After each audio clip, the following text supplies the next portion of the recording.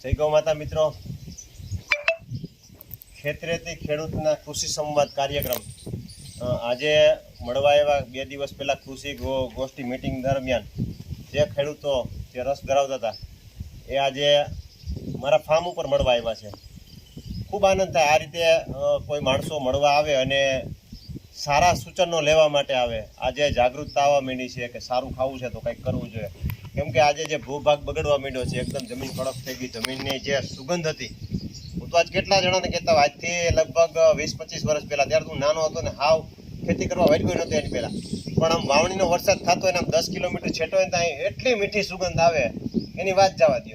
પછી આપણું પશુધન ગમે એ હોય, ગમે એવું ખાતું હોય તો આમ ઊંચું મોઢું રાખીને સૂંઘવા માંડે, પણ આજે એ વસ્તુ રહી જ નથી. તો આજે કૃષિ સંવાદ કાર્યક્રમમાં આજે ક્યાંથી આવ્યા, કોણ આવ્યા, એનો પરિચય લઈ અને તમને મળાવીએ. તમારો પરિચય આપજો. પરબતભાઈ વરુ, ખાખી જરી. અને વ્યવસાય શિક્ષક છો, બરોબર ને?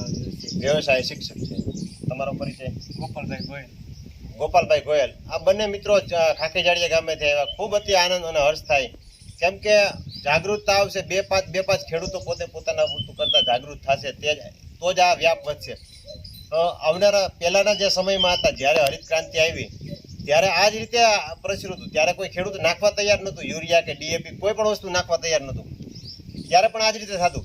પણ આજે એના દુષ્પરિણામો, ભયંકર પરિણામો જે આવી રહ્યા છે, એના તમે અને હું બધા ભોગ બની રહ્યા છીએ ને આવનારી પેઢી તો એટલો ભોગ બનશે એની કલ્પના નહીં કરી શકીએ. ઓલું નામ ભૂલાઈ ગયું મને, પણ બધાને ખ્યાલ હશે, 16 કરોડ રૂપિયાના 17 કરોડ રૂપિયાના ઇન્જેક્શન, એની લગભગ 7 પેઢી ભેગી થઈને વેચાઈ જાય ને તો ઇન્જેક્શન ન લગાવી શકે. ગમે એવડી મિલકત હોય, એ એવડા પૈસા હોય જ નહીં ગ્રામ્ય ક્ષેત્રમાં. એવડા પૈસા એની 7 પેઢી થઈને ભેગી થઈને એની મિલકત વેચી નાખે ને તો એ બચે નહીં. તો આજે પાયામાં આપણે સમજવું જોઈએ શેના કારણે થયું, કેમ કે આજે જે ન્યુટ્રિશન વેલ્યુ જે ખોરાકમાં હતી, એ ન્યુટ્રિશન કોઈ પણ પ્રકારનું રહ્યું નથી. આજે આપણે જે ખાય છે એ માત્ર ને માત્ર આપણું પેટ ભરવા માટે ખાય છે, એ સિવાય આપણે કંઈ ખાતા નથી. તો ખરેખર આવી જાગૃતતા આવે ને ખરેખર આપણે એમ જ કહીએ કે જાજુ નહીં, કાળી તમે તમારા પૂરતું ચાલુ કરો. આજે હાવ નિર્દોષ ભાવથી હું તમને કહું કે ભાગ્યાવાળો મોર દવા છાંટી જતો હોય અને આપણે એમાં ખેતરને હેઠે ઘૂમરો મારવા ગયા હોય અને કાકડીનો સારો વેલો હોય, હજી આમ મોઢાગરા હેલો જતો હોય, આપણે પણ ખબર ન હોય, આપણે એના ભોગ બની ગયા ને આપણે ખબર એ મોર છાંટી જતો હોય ને સારું કોઈ એવું કાકડી દેખાડી આપણે કાઢી અને ન્યાની આપણે ખાઈ જાય.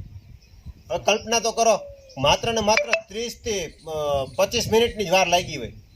એમાં દવા ભેગી સ્ટીકર નાખેલું હોય અને સ્ટીકરમાં પ્રસરવાની દવા હોય, એટલે એ ખાય, એ દવા પ્રસરી ગઈ હોય ને આપણે ખાય, આપણે ખબર પણ ન હોય.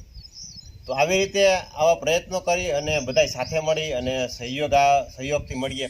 આપણી યુટ્યુબ ચેનલ અને આપણું ધનરાજ પ્રાકૃતિક ફાર્મ પેજ છે, આમાં બધામાં અવારનવાર વિડીયો અપલોડ કરતા રહી છીએ અને ઘણી બધી માહિતીના પણ વિડીયો અપલોડ કરતા રહી છીએ. અત્યારે આપણે ટેલિગ્રામ મિટિંગ લઈ અને ખૂબ સારા તજજ્ઞો સાથે અવારનવાર એના પ્રોગ્રામ ગોઠવી અને એની સાથે બધી વિસ્તૃત જાણકારી લે છે. આપણે પ્રાકૃતિકનું લાયસન્સ કેમ લેવું એના વિશેની માહિતી હમણાં થોડા દિવસ પહેલાંથી, કાલે જ આપણે કપાસની મિટિંગ હતી. એની પહેલાં આપણે જે આત્માવા થ્રુ છે કે જીવામૃત બનાવવાના પ્રોજેક્ટ છે, કઈ રીતે પ્રોજેક્ટ છે એના વિશે આવી ઘણી બધી વિસ્તૃત માહિતી આપણે મૂકીએ છીએ. આપણો એક જ પ્રયત્ન છે કે તમે તમારા પૂરતું ખાતા થાવ. અમે તમને પૂરતી રીતે સપોર્ટ કરવા તૈયાર છીએ, અમે અમારો કિંમતી સમય આપવા તૈયાર છે.